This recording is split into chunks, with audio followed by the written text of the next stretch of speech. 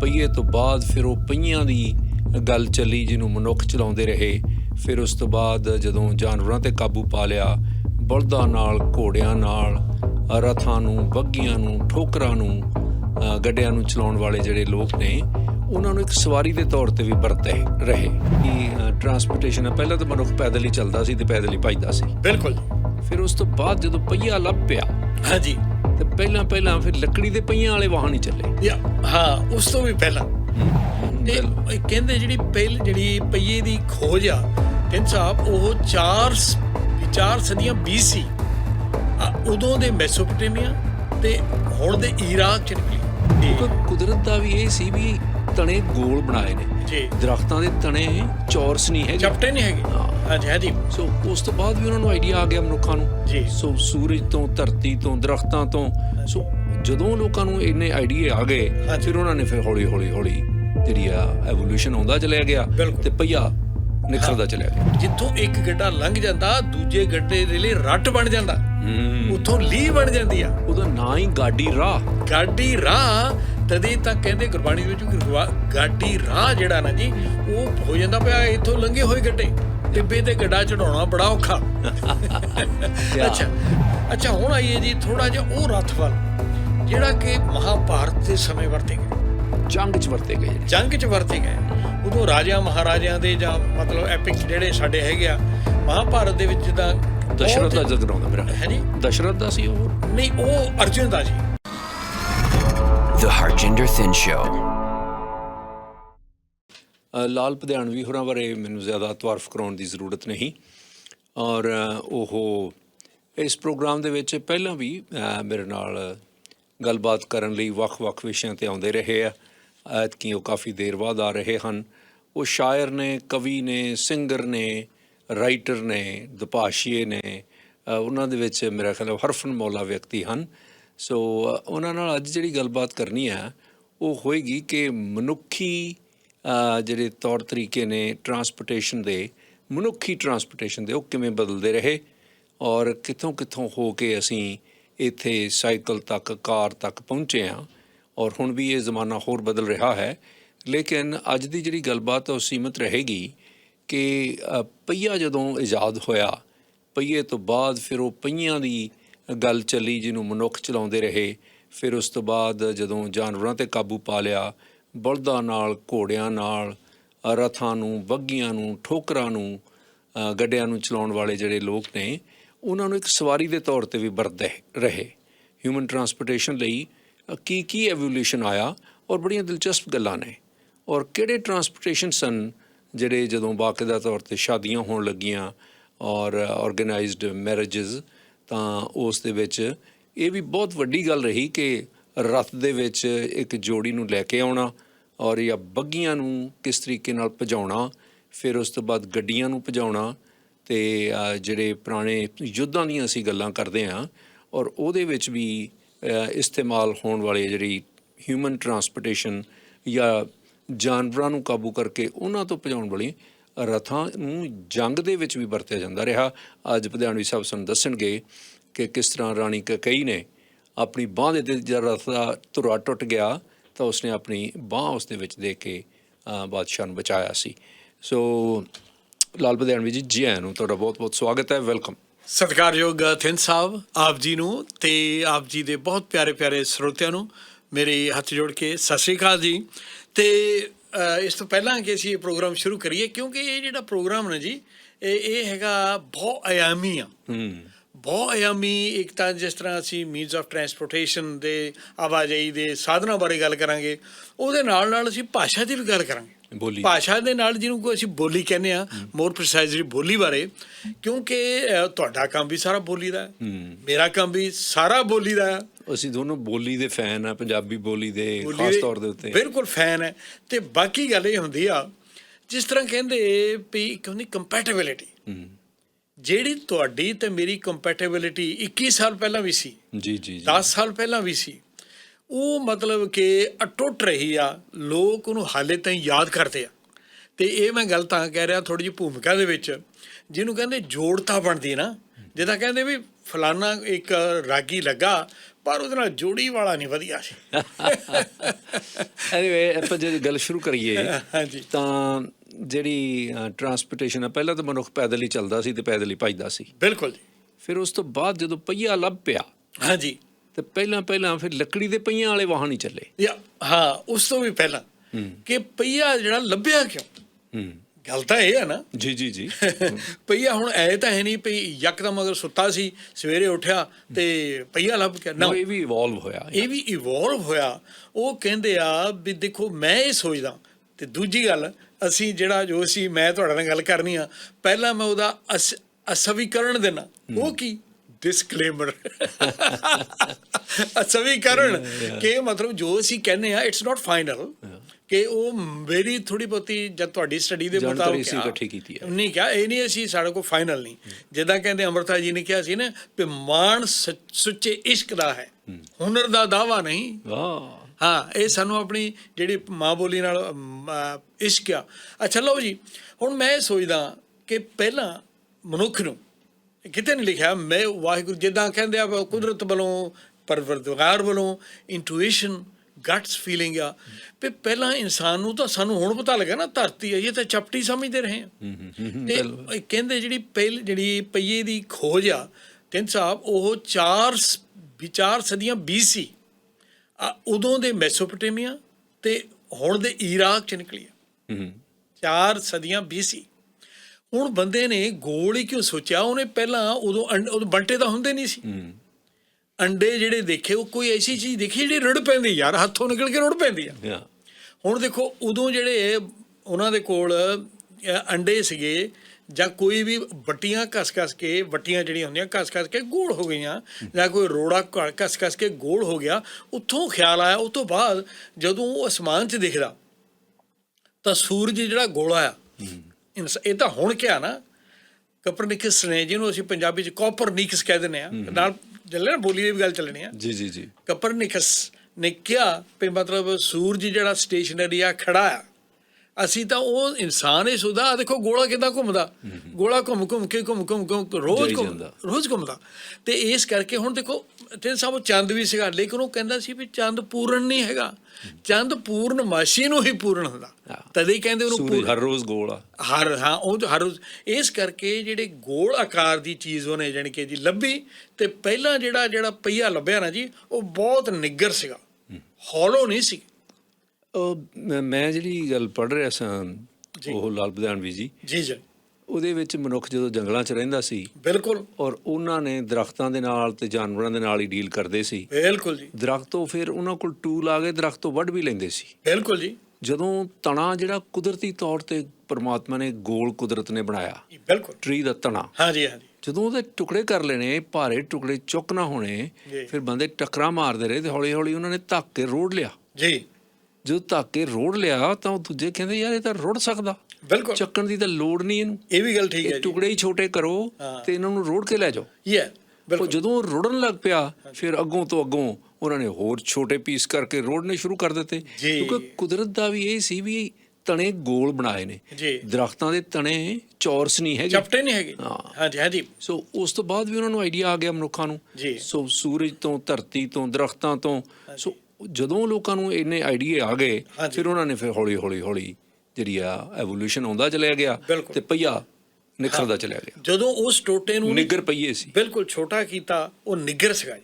ਜਿਹੜੇ ਸਪੋਕਸ ਆ, ਜਿਹੜੀਆਂ ਵਿੱਚ ਪੰਜਾਬੀ ਦੇ ਸਪੋਕਸ ਦਾ ਮੈਨੂੰ ਕੋਈ ਕਿਸੇ ਨੂੰ ਜੇ ਸ਼ਬਦ ਲੱਭੇ ਤਾਂ ਮੈਨੂੰ ਦੱਸੇ। ਗਾਜ ਕਹਿੰਦੇ ਸੀ ਅੱਗੇ, ਹੈ ਜੀ, ਗਾਜ ਜਾਂ ਵਿਚਕਾਰ ਲੈ, ਗਾਜ ਜਾਂ ਆਰਾਂ, ਆਰ ਕਹਿੰਦੇ ਆ, ਗੱਡੀ ਦੀਆਂ ਆਰਾਂ ਲਾਤੀਆਂ, ਉਹਦੇ ਬਾਰੇ ਵੀ ਆਪਾਂ ਗੱਲ ਕਰਾਂਗੇ।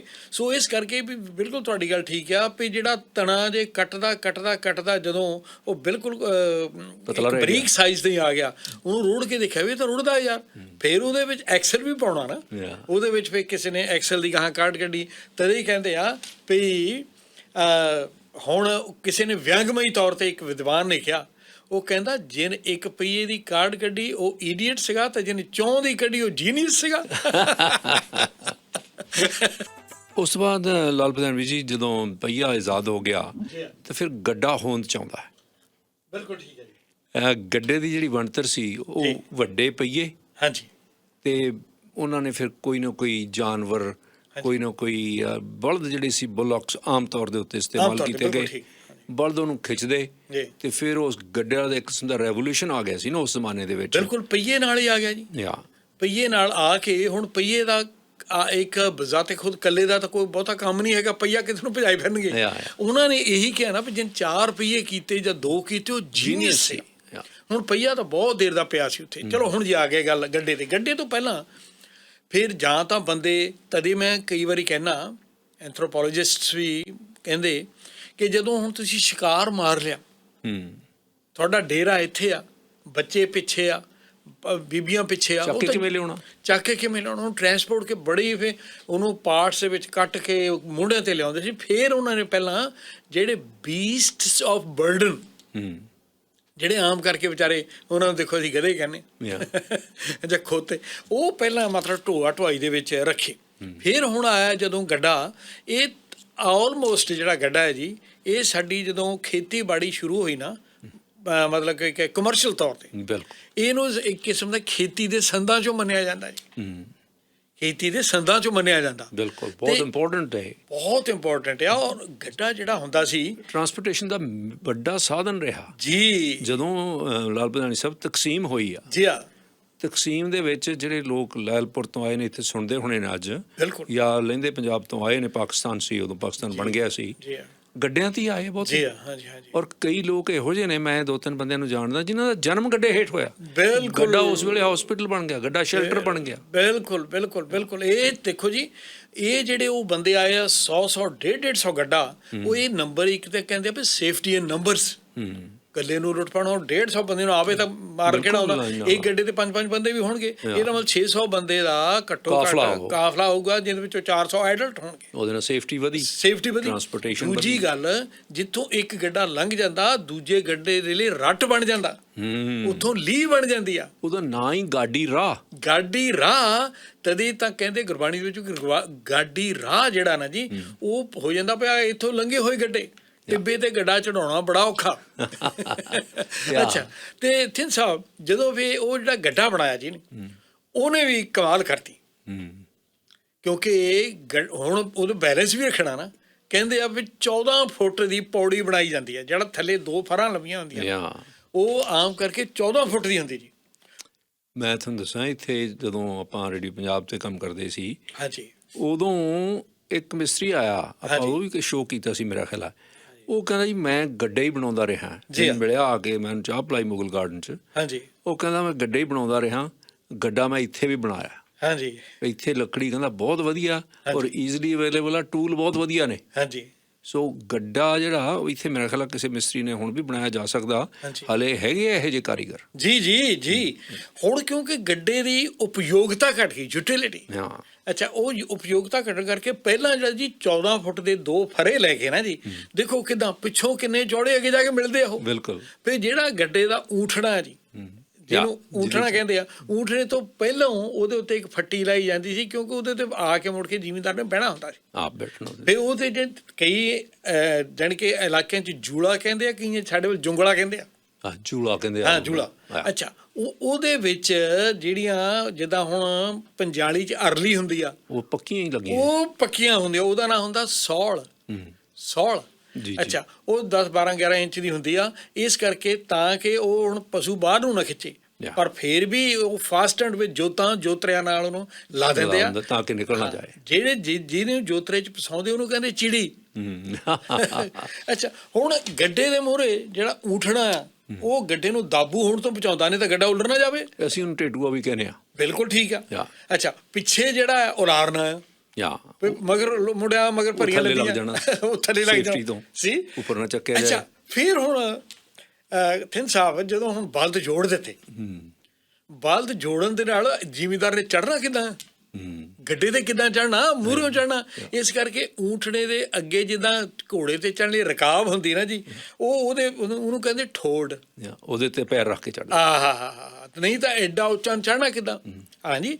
ਅੱਛਾ, ਇਸੇ ਤਰ੍ਹਾਂ ਮਤਲਬ ਇਹ ਗੱਡੇ ਦੀਆਂ ਮੇਨ ਚੀਜ਼ਾਂ। ਬਾਅਦ ਦੇ ਵਿੱਚ ਗੱਡਾ ਫਿਰ ਬਹੁਤ ਮਾਡਰਨਾਈਜ਼ ਹੋਇਆ। ਜਦੋਂ ਐਵੋਲਿਊਸ਼ਨ ਆਇਆ ਗੱਡੇ ਦਾ, ਗੱਡੇ ਨੇ ਬਹੁਤ ਵਿਕਸਿਤ ਹੋਇਆ, ਪਿੱਤਲ ਲਾ ਦਿੱਤਾ ਉਹਨੂੰ, ਉਹਨੂੰ ਜਦੋਂ ਗਰੀਸ ਕਰਦੇ ਸੀ ਉਹਨੂੰ ਵਾਂਗਣਾ ਕਹਿੰਦੇ ਸੀ, ਸਾਰਾ ਪਿੰਡ ਇਕੱਠਾ ਹੋ ਕੇ ਵਾਂਗਦਾ ਜੀ। ਔਰ ਉਸ ਤੋਂ ਬਾਅਦ ਜਾਤੂ ਜਿਹੜੇ ਸੀ ਉਹਦੇ ਸਾਈਡਾਂ ਤੇ ਲਾ ਦਿੰਦੇ ਹਾਂਜੀ ਔਰ ਤਾਂ ਕਿ ਸਮਾਨ ਡਿੱਗੇ ਨਾ। ਬਿਲਕੁਲ ਬਿਲਕੁਲ। ਔਰ ਉਹ ਕਿੱਕਰ ਦੀ ਲੱਕੜੀ ਦੇ ਹੁੰਦੇ, ਬੋਲੀਆਂ ਚੱਲ ਪਈਆਂ, ਉਹ ਕਿੱਕਰ ਦਾ ਜਾਤੂ ਦੇ ਨਾਲ ਕੰਪੇਅਰ ਕਰ ਦੇਣਾ ਕਿਆ ਬਾਤ ਕਿਸੇ ਹੈ। ਨੂੰ, ਕਿਉਂਕਿ ਉਹ ਬਹੁਤ ਅਨਕੜ ਜਿਹੇ ਹੁੰਦੇ ਸੀ ਕਈ ਵਾਰੀ। ਸੋ ਪਰ ਉਸ ਤੋਂ ਬਾਅਦ ਲੁਧਿਆਣਵੀ ਸਾਹਿਬ ਜਿਉਂ-ਜਿਉਂ ਰਿਫਾਰਮ ਆਉਂਦਾ ਗਿਆ, ਰੱਥ ਸੀ ਜਿਹੜਾ ਉਸ ਜ਼ਮਾਨੇ ਦਾ ਇੱਕ ਬਹੁਤ ਨਫੀਸ, ਲਾਈਕ ਉਸ ਜ਼ਮਾਨੇ ਦੀ ਰੋਇਲਸ ਰੋਇਸ ਸੀ ਰੱਥ। ਬਿਲਕੁਲ। ਇਹ ਜਿਹੜਾ ਗੱਡਾ ਸੀ ਨਾ, ਇਹ ਵੀ ਤਾਂ ਉਸ ਵੇਲੇ ਦੀ ਮਤਲਬ ਇਹ ਲੌਰੀ ਕਮ ਬੱਸ। ਹਾਂ, ਨਾਲੇ ਤੇ ਪੱਠੇ ਢੋਵੋ, ਨਾਲੇ ਬੰਦੇ ਢੋਵੋ, ਨਾਲੇ ਕਹਿੰਦੇ ਗੱਡੇ ਉੱਤੇ ਆ ਗਿਆ ਸੰਦੂਕ ਮੁਟਿਆਰ ਦਾ। ਨੂਰਪੁਰੀ ਸਾਹਿਬ ਨੇ ਗੀਤ ਲਿਖਿਆ। ਉਦੋਂ ਹੁਣ ਜਿਹੜਾ ਦਾਜ 'ਚ ਸੰਦੂਕ ਦਿੰਦੇ ਸੀ, ਅਸੀਂ ਦਾਜ ਦੀ ਫੇਵਰਟ ਨਹੀਂ, ਪਰ ਜੋ ਹੋ ਚੁੱਕਾ ਸੀ ਉਹਦੀ ਗੱਲ ਕਰਦੇ ਹਾਂ ਜੀ ਜੀ। ਹੁਣ ਗੱਡੇ ਬਾਰੇ ਜੀ ਥੋੜ੍ਹੀ ਜਿਹੀ ਹੋਰ ਗੱਲ ਕਰ ਲਈਏ। ਓਕੇ। ਉਹ ਗੱਲ ਇਹ ਹੈ ਜੀ ਵੀ ਜਿਹੜਾ ਗੱਡੇ ਦੇ ਵਿੱਚ ਤੁਹਾਨੂੰ ਪਤਾ ਵੀ ਇੱਕ ਥੱਲੇ ਭੰਡਾਰੀ ਰੱਖੀ ਹੁੰਦੀ ਸੀ। ਹਾਂ, ਉਹਦੇ ਵਿੱਚ ਖੁਰਜੀ, ਅਸੀਂ ਉਹਨੂੰ ਖੁਰਜੀ ਕਹਿੰਦੇ ਆ। ਵਾਹ ਜੀ ਵਾਹ। ਖੁਰਜੀ ਦੇ ਵਿੱਚ ਰੋਟੀ, ਸਮਾਨ, ਖਾਣ ਪੀਣ ਦਾ ਜ਼ਰੂਰੀ ਚੀਜ਼ਾਂ। ਬਿਲਕੁਲ। ਅੱਛਾ, ਉਹਦੇ ਥੱਲੇ ਕੁੰਡੀ ਲਾ ਕੇ ਲਾਲਟਣ ਲਾਈ ਹੁੰਦੀ ਸੀ। ਲਾਲਟਣ ਦੇ ਥੱਲੇ ਥੱਲੇ ਕੁੱਤਾ ਤੁਰਿਆ ਜਾਂਦਾ ਸੀ। ਉਹ ਕਹਿੰਦੇ ਵੀ ਕਹਿੰਦਾ ਮੈਨੂੰ ਬੰਦੇ ਕਹਿੰਦੇ ਕੁੱਤਾ ਨਾਲੇ ਰੱਖਿਆ ਨਹੀਂ ਸੀ, ਉਹ ਪਿੰਡੋਂ ਚਲ ਗਿਆ, ਕਹਿੰਦਾ ਮੈਂ ਯਾਰ ਬਲਦਾਂ ਦੀ ਰੱਖੀ ਘੱਟ ਕੀਤੀ ਆ ਤਾਂ ਕੁੱਤੇ ਦੀ ਜ਼ਿਆਦਾ ਕੀਤੀ, ਸਾਲਾ ਪਿੰਡ ਦਾ ਕੁੱਤਾ ਹੈ ਯਾਰ। ਦੱਸੋ, ਪਿੰਡ ਦੇ ਕੁੱਤੇ ਦੀ ਨਹੀਂ ਰੱਖੀ, ਬਚਾ ਕੇ ਰੱਖਣਾ, ਇਹਨਾਂ ਬਚਾ ਕੇ ਰੱਖਣਾ। ਜਦੋਂ ਫਿਰ ਇਹਨੂੰ ਗਰੀਸ ਕਰਦੇ ਸੀ, ਇੱਕ ਬੰਦਾ ਨਹੀਂ ਕਰ ਸਕਦਾ, 4-5 ਭਰਾ ਹੋਣੇ ਚਾਹੀਦੇ, ਤੇ ਭਾਈਚਾਰਾ ਵੱਧਦਾ ਸੀ। ਪਹਿਲਾਂ ਉਹਨੂੰ ਆਪਣੀ ਪਿੱਠ ਦੇ ਜ਼ੋਰ ਨਾਲ, ਹੁਣ ਕਹਿੰਦੇ ਦੇਖੋ ਦੇਖੋ ਬੈਂਡ ਨਾ ਹੋ ਜੇ ਤੇਰੇ, ਜੈਕ ਲਾਓ, ਫਲਾਨਾ ਕਰੋ। ਹਾਂ, ਜੈਕ ਲਾਓ। ਜਿਹੜੇ ਉਹ ਚੱਕਦੇ ਸੀ ਉਹ ਥੋੜੇ ਹੀ ਬੰਦੇ ਸਿਲੈਕਟਡ ਬੰਦੇ ਸੀ, ਸਿਲੈਕਟਡ ਹੀ ਸੀ। ਉਹ ਚੱਕ ਕੇ ਤਾਂ ਫਿਰ ਥੱਲੇ ਦਿੰਦੇ ਸੀ, ਤਾਂ ਫਿਰ ਉਹਨੂੰ ਮਤਲਬ ਗਰੀਸ ਦੇਣੀ। ਪਹਿਲਾਂ ਗਰੀਸ ਵੀ ਘਰੇ ਬਣਾਈ ਜਾਂਦੀ ਸੀ, ਮੱਖਣੀ ਹੀ ਲਾ ਦਿੰਦੇ ਸੀ। ਬਿਲਕੁਲ ਬਿਲਕੁਲ ਬਿਲਕੁਲ। ਅੱਛਾ, ਗਰੀਸ ਨੂੰ ਜਿਹੜਾ, ਕਿਉਂਕਿ ਸਾਨੂੰ ਗਰੀਸ ਜਾਂ ਗਰੀਸ ਕਹਿਣਾ ਨਹੀਂ ਆਉਂਦਾ ਸੀ, ਆਪਾਂ ਫਿਰ ਗਲੀਸ ਕਹਿਣ ਲੱਗ ਪਏ। ਉਹ ਕਹਿੰਦਾ ਯਾਰ ਗੱਡੇ ਨੂੰ ਗਲੀਸ ਦੇਣੀ ਆ, ਹੈ ਜੀ। ਉਹ ਮਤਲਬ ਗਰੀਸ ਜਾਂ ਗਰੀਸ ਨੂੰ ਅਸੀਂ ਫਿਰ ਗਲੀਸ, ਜਾਣੀ ਕਿ ਉਹਦਾ ਪੰਜਾਬੀ ਦਾ ਇੱਕ ਰੂਪ, ਇੱਕ ਸ਼ਬਦ ਬਣਾ ਰਿਹਾ ਗਲੀਸ। ਲਾਲ ਲੁਧਿਆਣਵੀ ਜੀ, ਗੱਡੇ ਦੀ ਜਿਹੜੀ ਆਪਾਂ ਗੱਲ ਕਰ ਰਹੇ ਸੀ, ਜੀ ਹਾਂ, ਗਾਡੀ ਰਾਹ ਬਣਾਉਣ ਵਾਲਾ ਗੱਡਾ ਜਿੱਥੋਂ ਦੀ ਲੰਘ ਜਾਣਾ, ਦੂਸਰੇ ਲੋਕਾਂ ਲਈ, ਗੱਡਿਆਂ ਲਈ ਰਾਹ ਬਣਾਉਂਦਾ, ਉਸ ਦੀ ਸਟਰਕਚਰ ਬਾਰੇ ਆਪਾਂ ਗੱਲਬਾਤ ਕੀਤੀ ਹੈ। ਠੀਕ ਹੈ ਜੀ। ਤੇ ਗੱਡਾ ਜਿਹੜਾ ਸੀਗਾ ਉਹ ਕਿਸ ਤਰੀਕੇ ਨਾਲ ਇੱਕ ਵਹੀਕਲ ਬਣ ਗਿਆ, ਐਗਰੀਕਲਚਰ ਦਾ ਬਹੁਤ ਵੱਡਾ ਹਿੱਸਾ ਬਣ ਗਿਆ। ਐਗਰੀਕਲਚਰ ਦੇ ਵਿੱਚ ਜਿਹੜਾ ਵਿਕਾਸ ਹੋਇਆ, ਉਹਦੇ ਵਿੱਚ ਗੱਡੇ ਦਾ ਬਹੁਤ ਵੱਡਾ ਰੋਲ ਰਿਹਾ। ਬਿਲਕੁਲ ਜੀ, ਬਿਲਕੁਲ ਠੀਕ ਹੈ ਜੀ, ਬਿਲਕੁਲ ਜੀ। ਉਹ ਇਸ ਤਰ੍ਹਾਂ ਜੀ, ਉਹਦੇ ਵਾਸਤੇ ਹੁਣ ਜੇ ਇੱਧਰ ਨੂੰ ਚਲੀਏ ਤਾਂ ਬਹੁਤ ਸਮਾਂ ਲੱਗ ਜਾਏਗਾ, ਸਮਾਂ ਸਾਡੇ ਕੋਲ ਸੀਮਿਤ ਹੈ। ਸਿਰਫ ਇੰਨੀ ਗੱਲ ਕਹਾਂਗਾ ਕਿ ਜਦੋਂ ਗੱਡਾ ਥੋੜ੍ਹਾ ਜਿਹਾ ਲਗਜ਼ੂਰੀਅਸ ਬਣਿਆ ਨਾ, ਇਹਦੇ ਉੱਤੇ ਮੂਹਰੇ ਮੰਜੀ ਲਾ ਲਈ ਉਹਨਾਂ ਨੇ। ਹਾਂ, ਬੁਣ ਲਿਆ। ਹਾਂ, ਮੰਜੀ ਲਾ ਦਿੱਤੀ ਕਿ ਜਿਹੜਾ ਹੁਣ ਫਗਵਾੜੇ ਨੂੰ ਲੈ ਕੇ ਚੱਲਾ ਜਾ, ਤੁਹਾਡੇ ਵੱਲ ਕਿਸੇ ਸ਼ਹਿਰ ਨੂੰ ਲੈ ਕੇ ਚੱਲਾ ਜਾ, ਹੁਸ਼ਿਆਰਪੁਰ ਨੂੰ, ਮੈਂ ਜਲੰਧਰ ਨੂੰ ਮਾਲ ਲੈ ਕੇ ਚੱਲਾ ਜਾ, ਕਿਰਾਏ 'ਤੇ ਢੋਂਦੇ ਸੀ, ਜਾਂ ਆਪਣੀ ਰਾਤ ਨੂੰ ਉੱਥੇ ਜੇ ਗੰਨੇ ਲੈ ਕੇ ਚੱਲਾਂ ਮਿਲ ਨੂੰ, ਉਹ ਸੁੱਤਾ ਪਿਆ ਤੇ ਉਹਨਾਂ ਨੂੰ ਬਲਦਾਂ ਨੂੰ ਪਤਾ, ਬਲਦਾਂ ਨੂੰ ਪਤਾ ਵੀ ਅੱਜ ਗੰਨੇ ਆ ਤਾਂ ਮਿਲ ਨੂੰ ਜਾਣਾ, ਤੇ ਉਹ ਮੰਜੀ ਵੀ ਜਾਣੀ ਕਿ ਨਾਲ ਆ ਗਈ। ਉਸ ਤੋਂ ਬਾਅਦ ਜੀ ਇਹਦਾ ਹੋਰ ਰੈਵੋਲੂਸ਼ਨ ਹੋਇਆ, ਤਾਂ ਫਿਰ ਰੇਹੜੀ ਟਾਇਰਾਂ ਵਾਲੀ ਬਣ ਗਈ। ਔਰ ਉਸ ਤੋਂ ਪਹਿਲਾਂ ਇਹ ਫਿਲਮਾਂ ਦੇ ਵਿੱਚ ਵੀ ਚਲਾ ਗਿਆ ਗੱਡਾ। ਹਾਂ, ਫਿਲਮਾਂ ਵਿੱਚ ਵੀ ਚਲਾ ਗਿਆ। ਉਹਦੀ ਥੋੜੀ ਸ਼ਕਲ ਉਹਨਾਂ ਨੇ ਬਦਲ ਲਈ ਸੀ ਜੀ, ਪਰ ਜਿਹੜੇ ਗੀਤ ਗਾਉਂਦੇ ਇੰਦਰਾ ਬੱਲੀ ਤੇ ਹੋਰ ਇਸ ਤਰ੍ਹਾਂ ਪ੍ਰੇਮ ਚੋਪੜਾ ਵਗੈਰਾ ਪੰਜਾਬੀ ਫਿਲਮਾਂ ਗਾਉਂਦੇ, ਉਹ 'ਚ ਗੱਡੇ ਦਾ ਇੱਕ ਸੀਨ ਜ਼ਰੂਰ ਹੁੰਦਾ। ਜੀ, ਗੱਡੇ ਦਾ ਜ਼ਰੂਰ ਸੀਨ, ਹੀਰੋਇਨ ਗੱਡੇ ਦੇ ਵਿੱਚ ਬੈਠਦੇ। ਜੀ ਜੀ ਜੀ। ਹੁਣ ਮਤਲਬ ਇੱਧਰ ਨੂੰ ਜੇ ਗੱਲ ਚੱਲ ਗਈ ਤਾਂ ਹੋਰ ਵੀ ਬਹੁਤ ਲੰਬੀ ਹੋ ਜਾਣੀ ਆ। ਤੇ ਬਾਕੀ ਜਿਸ ਤਰ੍ਹਾਂ ਤੁਸੀਂ ਕਿਹਾ ਸੀ ਰੱਥ, ਹੁਣ ਜਿਹੜਾ ਰੱਥ ਹੈ ਜੀ, ਇਹ ਫਿਰ ਇੱਕ ਲਗਜ਼ੂਰੀਅਸ ਗਾਹ, ਬਹੁਤ ਇੱਕ ਰੋਲਸ ਰਾਇਸ ਜਿੱਦਾਂ ਤੁਸੀਂ ਕਿਹਾ, ਲਗਜ਼ਰੀ। ਤੇ ਆਮ ਕਰਕੇ ਜਿਹੜੇ ਕਈ ਵਾਰੀ ਜਿਹੜੇ ਰੱਥ ਆ, ਉਹ ਆਮ ਕਰਕੇ ਤਾਂ 2 ਪਹੀਆਂ ਦੇ ਹੁੰਦੇ ਸੀ, ਪਰ ਕੋਈ ਉਹਨੂੰ 4 ਪਹੀਏ ਦਾ ਵੀ ਬਣਾ ਲੈਂਦਾ ਸੀ। ਇਹ 4 ਪਹੀਏ ਵਾਲਾ ਜਿਹੜਾ ਰੱਥ ਹੈ, ਮੈਂ ਸਮਝਦਾ ਵੀ ਉਹਨੂੰ ਟਮ ਕਹਿੰਦੇ ਆ, ਜਾਂ ਟਮ ਕਹਿੰਦੇ ਆ, ਜਾਂ ਆਮ ਕਰਕੇ ਉਹ ਸੈਰੀਮੋਨੀਅਲ ਹੀ ਹੁੰਦਾ ਸੀ। ਹਾਂ, ਸੈਰੀਮੋਨੀਅਲ ਸੀ। ਹਾਂਜੀ। ਪਰ ਜਿਹੜਾ ਰੱਥ ਸੀ 2 ਪਹੀਆਂ ਵਾਲਾ, ਪਹੀਏ ਛੋਟੇ ਸੀ ਜੀ, ਉਹ ਹਲਕਾ ਸੀ ਜੀ। ਫਿਰ ਉਹਦੇ ਉੱਪਰ ਦੀ ਕਈ ਵਾਰੀ ਛੱਤ ਦੀ ਥਾਂ ਦੇ ਉੱਤੇ ਫੁਲਕਾਰੀ ਵੀ ਪਾ ਦਿੰਦੇ ਸੀ। ਬਿਲਕੁਲ ਪਾ ਦਿੰਦੇ ਸੀ, ਬਿਲਕੁਲ ਪਾ ਦਿੰਦੇ ਸੀ। ਆਮ ਤੌਰ ਤੇ ਵਿਆਹਾਂ ਦੇ ਵਿੱਚ ਫਿਰ ਜਾਣ ਲੱਗ ਪਿਆ। ਹਾਂਜੀ, 2 ਬਲਦ 2 ਹੀ ਜੁੜਦੇ ਸੀ, ਪਰ ਉਹ ਸਪੋਰਟਸ ਮਾਡਲ ਸੀ ਗੱਡੇ ਦਾ। ਬਿਲਕੁਲ, ਕਿਆ ਮਜ਼ਾ ਆ ਗਿਆ ਜੀ, ਕਿਆ ਬਾਤ। ਦੇਖੋ, ਉਹ ਸਪੋਰਟਸ ਮਾਡਲ ਇਸ ਕਰਕੇ ਸੀ, ਦੇਖੋ ਜੀ, ਉਹ ਰਾਤ ਨੂੰ ਕਈ ਇਲਾਕਿਆਂ ਦੀ ਗੱਡੀ ਕਹਿੰਦੇ ਆ, ਗੱਡੀ ਕਹਿੰਦੇ, ਹਾਲੇ ਵੀ ਗੱਡੀ ਕਹਿੰਦੇ ਆ, ਗੱਡੀਆਂ ਭਜਾਉਂਦੇ ਆ। ਹਾਂ, ਗੱਡੀਆਂ। ਉਹਨੇ ਉਹ ਗੱਡੀ ਠੋਕਰਿਆ, ਉਹ ਜਾਣੀ ਉਹ ਹੈਗੀ ਐਕਸਟਰਾ ਸਪੋਰਟਸ ਕਾਰ। ਉਹ ਹੈਗੀ ਰੂਫਲੈਸ ਹਾਂ ਰੂਫਲੈਸ ਜਿੱਦਾਂ ਉੜਦੇ ਜਾਂਦੇ ਆ, ਉਹ ਤਾਂ ਇੱਕੋ ਹੀ ਬੰਦਾ ਬੈਠਦਾ, ਉਹ ਵੀ ਚਿੰਬੜ ਕੇ। ਇੱਕੋ ਬੰਦਾ ਬੈਠਦਾ, ਉਹ ਵੀ ਸਿਰਫ 2 ਫਰਾਂ ਨੂੰ ਪਹੀਏ ਲਾਏ ਹੁੰਦੇ ਤਾਂ ਕਿ ਵਜ਼ਨ ਘੱਟ ਤੋਂ ਘੱਟ ਹੋਵੇ। ਔਰ ਬੰਦਾ ਵੀ ਕਹਿੰਦੇ ਭਾਰਾ ਨਾ ਬੈਠੇ। ਬੰਦਾ ਭਾਰਾ ਨਾ ਬੈਠੇ। ਰੈਪਰ ਦੀਆਂ ਖੇਡਾਂ ਦੇ ਵਿੱਚ ਉਹਨਾਂ ਗੱਡੀਆਂ ਦੀਆਂ ਭਾਜਾਂ ਹੁੰਦੀਆਂ। ਬਿਲਕੁਲ ਕਹਿੰਦੇ ਹਲਕਾ ਬੰਦਾ ਬੈਠੇ, ਹਲਕਾ ਹੋਵੇ ਤੇ ਇਸ ਚਲੋ ਜੀ ਰੱਥ। ਹਾਂ ਰੱਥ ਜਿਹੜਾ ਹੈਗਾ ਜੀ ਉਹ ਇਸ ਤਰ੍ਹਾਂ ਹੋਇਆ ਕਿ ਆਮ ਬੰਦੇ ਜਿਹੜੇ ਜਾਂਜੀ ਆ ਉਹ ਤਾਂ ਆਮ ਬੰਦੇ ਆ ਨਾ, ਤੇ ਜਿਹੜਾ ਲਾੜਾ ਆ ਉਹ ਹੁਣ ਲਾੜੀ ਉਧਰੋਂ ਸਪੈਸ਼ਲ ਲਿਆਉਣੀ ਆ, ਉਹਦੇ ਨਾਲ ਬਹਿ ਕੇ ਉਹਨਾਂ ਜ਼ਮਾਨੇ 'ਚ ਨੈਣ ਨੇ ਵੀ ਆਉਣਾ। ਬੰਦੇ ਉਹ 'ਚ 2 ਹੀ ਬਹਿੰਦੇ ਸੀ, ਵੈਸੇ ਬੰਦੇ 2 ਹੀ ਬਹਿੰਦੇ ਸੀ, ਲੇਕਿਨ ਉਹਨੂੰ ਨਾਲ ਲਿਆਉਣਾ ਪੈਂਦਾ ਸੀ ਕਿਉਂਕਿ ਜਿਹੜੀ ਹੁਣ ਨਵੀਂ ਵਿਆਹੀ ਆ ਉਹ ਕਿਸੇ ਨੂੰ ਜਾਣਦੀ ਨਾ ਬੁੱਝਦੀ ਨਾ, ਨਾਲ ਉਹਦੇ ਚਾਚੀ ਵਾਂਗੂ ਜਾਣੀ ਕਿ ਕਿਸਮ ਦੀ ਤਾਈ ਵਾਂਗੂ ਜਾਂ ਭੈਣ ਵਾਂਗੂ ਨੈਣ ਆ ਜਾਂਦੀ, ਉਹਨੂੰ ਹਰ ਚੀਜ਼ ਦੱਸਣਾ। ਹਾਜਤ ਹੋਈ, ਪਾਣੀ ਪੀਣਾ, ਉਹ ਉਸ ਵੇਲੇ ਤਾਂ ਘੁੰਡ ਨਹੀਂ ਕਰਦੀ। ਅਨੋਬੜ ਬੰਦਾ, ਉਹਨੂੰ ਤਾਂ ਪਤਾ ਹੀ ਨਹੀਂ ਸਟ੍ਰੇਂਜਰ ਨਾਲ ਤੁਸੀਂ ਬੈਠੇ, ਪਤਾ ਹੀ ਨਹੀਂ ਉਹਨੂੰ। ਫਿਰ ਉਹਦੀ ਗਾਈਡ ਸੀ ਉਸ ਵੇਲੇ, ਕਿਉਂ ਉਹ ਤਾਂ ਘੁੰਡ ਦੇ ਵਿੱਚ ਕਹਿੰਦੇ ਨੇ ਸਾਲੂ ਵਿੱਚ ਲਪੇਟੀ ਆ ਹੁਣ ਤਾਂ ਉਹਨੂੰ। ਹਾਂਜੀ ਉਹ ਫਿਰ ਮੇਰੇ ਰਾਤ ਦੇ ਵਿੱਚ ਲਾਲ 3 ਸਵਾਰੀਆਂ ਬਹਿ ਜਾਂਦੀਆਂ ਫਿਰ ਫਸ ਕੇ। ਜੀ ਜੀ ਜੀ ਉਹਦਾ ਇੱਕ ਇਹ ਵੀ ਪਰਪਸ ਸੀ ਕਿਉਂਕਿ ਜਿਹੜੀ ਇੰਟਰੋਡਕਸ਼ਨ ਓਰੀਐਂਟੇਸ਼ਨ ਹੋਣੀ ਆ, ਹਾਂਜੀ ਜਾਣਨਾ ਇੱਕ ਦੂਜੇ ਨੂੰ, ਫਿਰ ਉੱਥੋਂ ਨੈਣ ਦੇ ਰਾਹੀਂ ਜਾਂ ਹੋਰ ਉਹ ਲੜਕੇ ਨੂੰ ਇੱਧਰ ਆ ਕਰੋ ਜੀ, ਕਿਉਂਕਿ ਇੰਨੀ ਨੇੜਤਾ। ਬਿਲਕੁਲ ਇੱਕ ਗੱਲ ਤੁਸੀਂ ਜਾਣਦੇ ਹੀ ਨਹੀਂ, ਫਿਰ ਰਾਤ ਦੇ ਵਿੱਚ ਤੁਹਾਨੂੰ ਪਤਾ ਕਿੰਨਾ ਥਾਂ, ਉਹਦੇ ਨਾਲ ਬਹੁਤ ਨੇੜਤਾ ਵੱਧ ਜਾਂਦੀ। ਬਿਲਕੁਲ ਉਹ ਆਮ ਕਰਕੇ ਜਿਹੜੇ ਰੱਥ ਜਿਹਨੂੰ ਕਹਿੰਦੇ ਜੇ ਗੱਡੀਆਂ, ਉਹ ਆਮ ਕਰਕੇ ਮਿਸਤਰੀਆਂ ਦੀਆਂ ਹੀ ਹੁੰਦੀਆਂ ਸੀ, ਉਹਦੇ ਓਨਰ ਮਿਸਤਰੀ ਹੁੰਦੇ ਸੀ।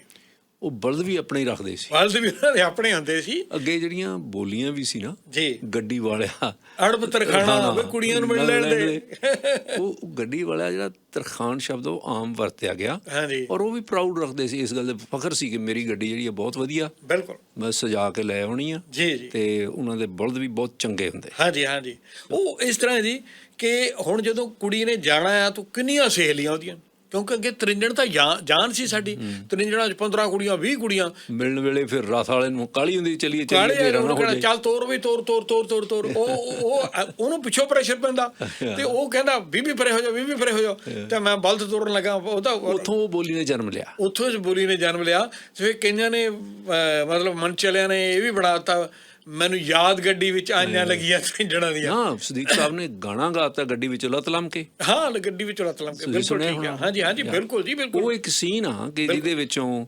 ਗੱਡੀ, ਜਿਹੜਾ ਉਹਦਾ ਮਿੱਤਰ ਮੁੰਡਾ, ਹਾਂਜੀ, ਉਹ ਬਾਹਰ ਖੜਾ ਉਦਾਸ ਗਮੇ ਦੁਨੀਆ ਬੈਠਾ ਦੇਖ ਰਿਹਾ, ਰੱਥ ਜਾ ਰਿਹਾ ਜੀ, ਗੱਡੀ ਜਾ ਰਹੀ ਆ ਫੁਲਕਾਰੀ ਦੇ ਵਿੱਚ ਲਿਪਟੀ ਹੋਈ ਜੀ, ਔਰ ਲੱਤ ਲਮਕਦੀ ਆ ਬਾਹਰ ਜੀ।